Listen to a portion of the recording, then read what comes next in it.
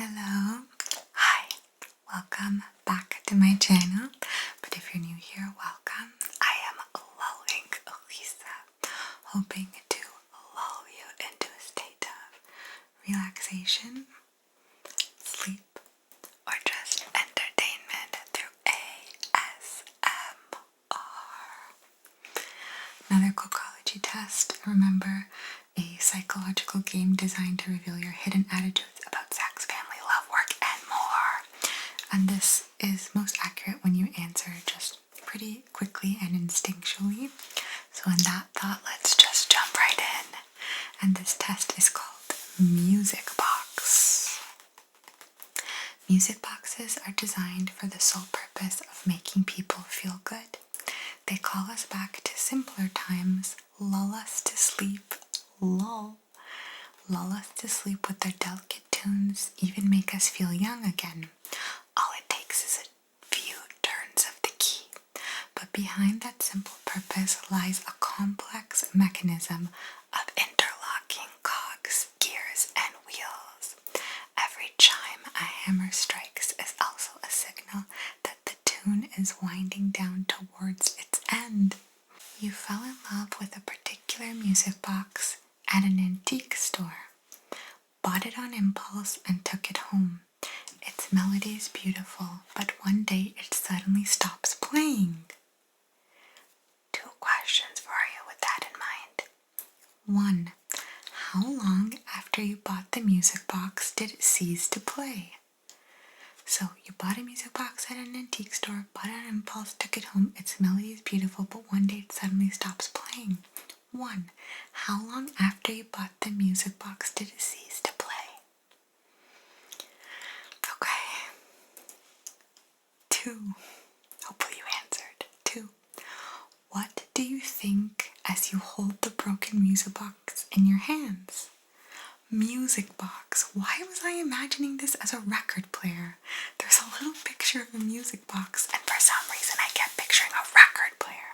A music box. Okay, that's even more magical. So sorry, 2. What do you think as you hold the broken music box in your hands? Okay, here's the key to the music box. The music box is a symbol of beauty and pleasure that is fated to come to an end, but it also represents the repetition of the same old tune over and over.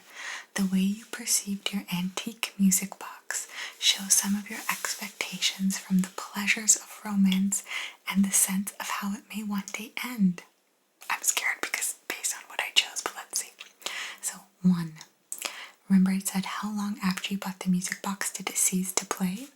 This says the amount of time you thought the music box continued to play corresponds to your expectations of how long love will endure.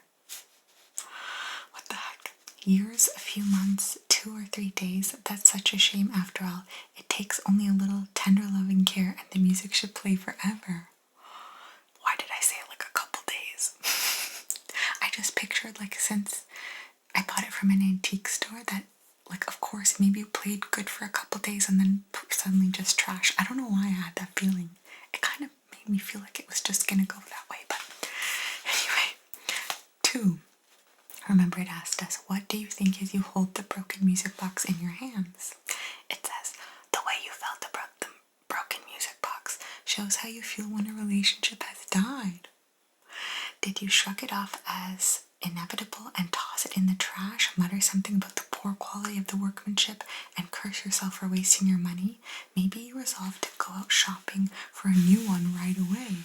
Or did you try to think of a way to get it working again? Sometimes all it takes is one good whack in the right spot.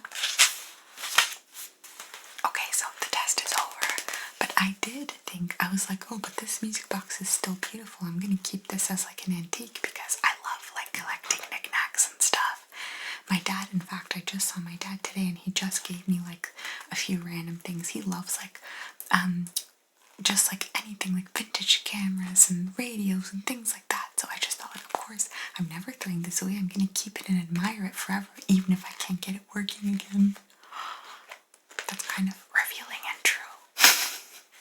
In a way, I feel like maybe in that way I hold on to like the memories and like feelings of like love and all that stuff so I can appreciate it on the sidelines. I don't know, is that weird? That's interesting. Okay, this test was interesting, and for once I kind of felt like it was juicy enough and true enough to be like a good test. I was kind of waiting for a test to be more exciting, to get like my juices flowing, because I love ideally when these Kokology tests are like, okay, that was true, wow. You know, it just makes you perceive yourself in a different way, which is interesting. So yeah, but with that being said, I have to do Violet's bedtime routine. Side note, just a little update.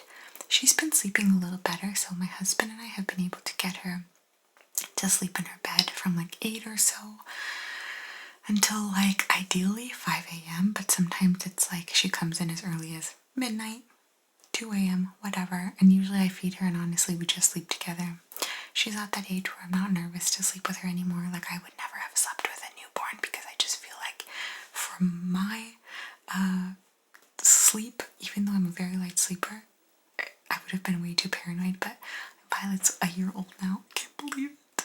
And I just feel comfortable. But yeah, the ideal dream is having her sleep in her own bed, in her own crib.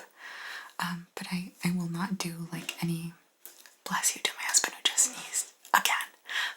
But I don't want to do cried out. I can't.